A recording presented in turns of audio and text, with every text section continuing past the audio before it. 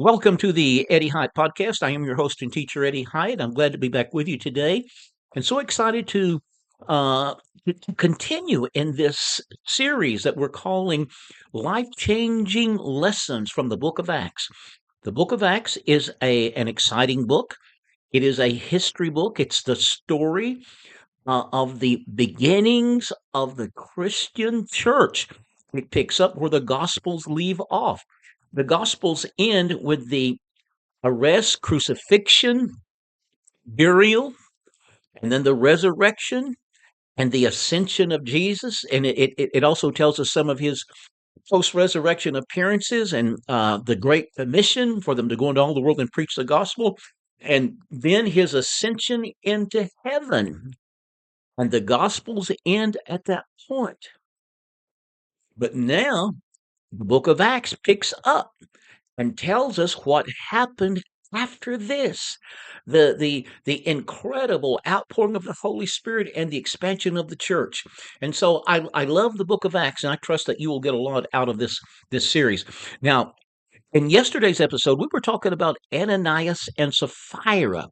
And I want to continue talking about them today, and I want to address a particular area where this story has something very powerful to teach us.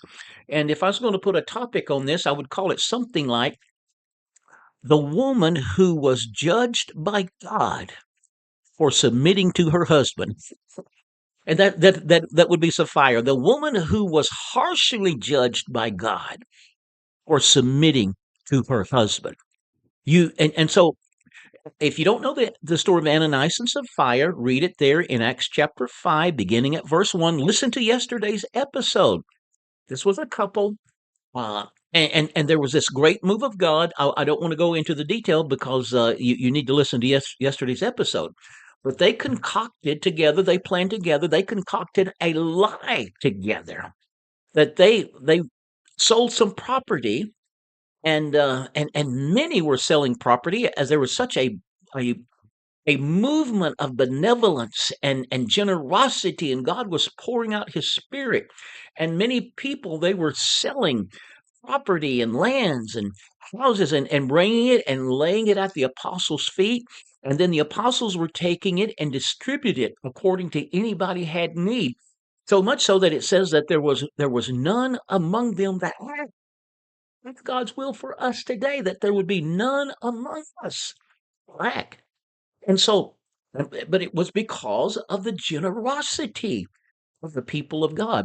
So this couple, Ananias and Sapphira, and we discussed yesterday whether they had truly been converted or not. They were obviously was fellowshipping and a recognized part of the Christian community because Peter had no questions about who they were or anything when Ananias came in and gave him this money and said, I just sold this property and I'm just going to give it all. I'm going to give it all to the church. But he was lying. And Peter said to him, Ananias, why has Satan filled your heart to lie to the Holy Spirit? And so so he fell over dead. So they took him out and buried him. And I believe it says about 3 hours later, his wife comes in. And Peter says to her, tell me, did you sell that property for this much? And in other words, this was the amount that Ananias had given them. Sapphira says, oh yeah, that was it. That was what we sold it for. And Peter said, the how is that you have agreed together? How is it that you have agreed with your husband, agreed together to test the spirit of the Lord? Look, the feet of those who have buried your husband are at the door, and they will carry you out. And she fell over dead because she got in agreement with her husband. She submitted to her husband. My friends, I remember hearing a teaching, and this kind of teaching is still around. But I heard a nationally known teacher. This was back in the 1970s, and it was what was called the discipleship movement. There was this big emphasis on that God's kingdom and the church is a hierarchical structure, and everybody has to be under a human authority because God works through delegated authority. And so in the home, the husband is the delegated authority, and the wife and children are under the husband. The husband's under Jesus, and Jesus under God. And so this person was saying uh, that even if a husband tells the wife to do something wrong and sinful, she is, well, this was a Christian Bible teacher. Can you imagine that she was obligated to do it? Because he said uh, her, her husband is God's delegated authority, and God will deal with him. God will deal with him. You go ahead and submit and do what he tells you to do, even if it's wrong, and then God will deal with him. This story of Ananias and Sapphira blows that completely out of the water. What a horrible thing to teach. Sapphira was harshly judged by God supernaturally because she submitted to her husband and agreed to lie to the Holy Spirit, to lie to God's people, to lie to the church. And in doing so, they were lying to God.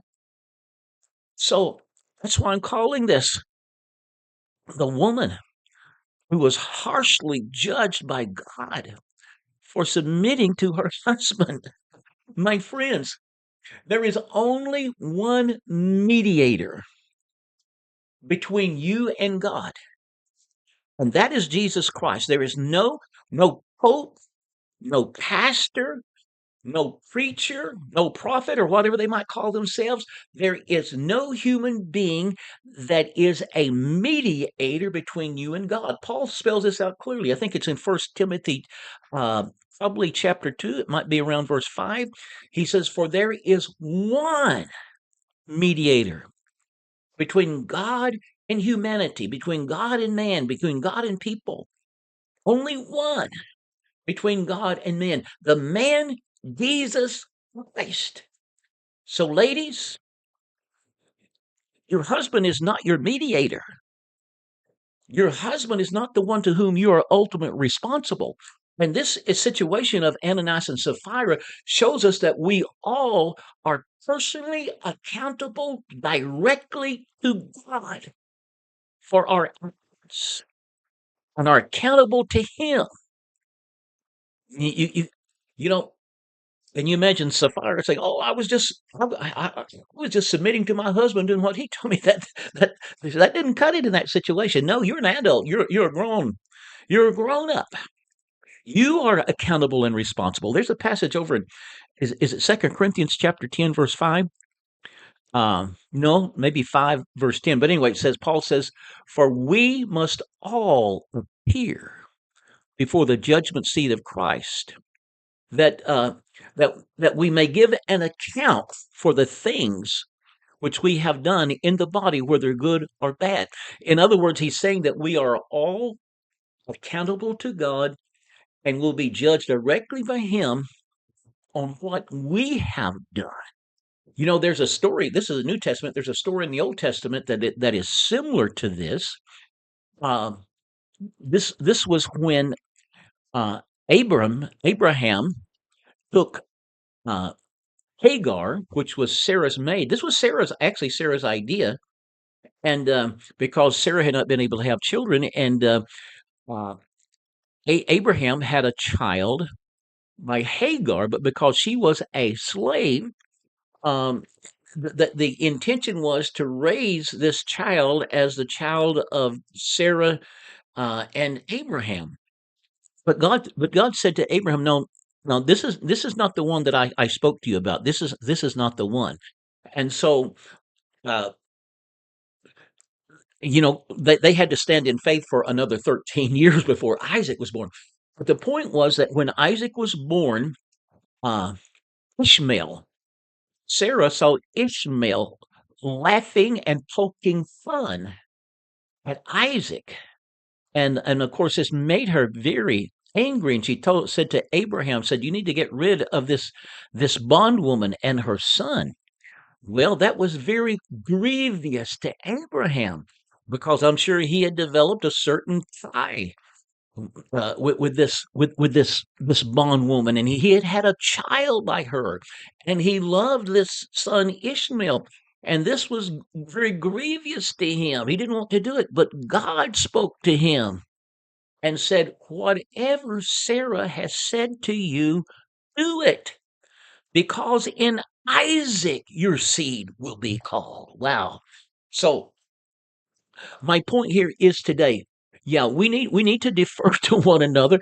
We uh, uh, in relationships, in a marriage relationship, you can't be selfish and demanding your own way. You have to defer to one another. Be willing to let go of your own desires for the sake of the other, and so on. But always remember, you personally are accountable to God for your actions. And you can never excuse yourself by some false doctrine that says you've got to do whatever your husband tells you to do. No, that is not true. You've got to do whatever God tells you to do. Yes, do your best to get along with your spouse, your husband, your wife. Love one another.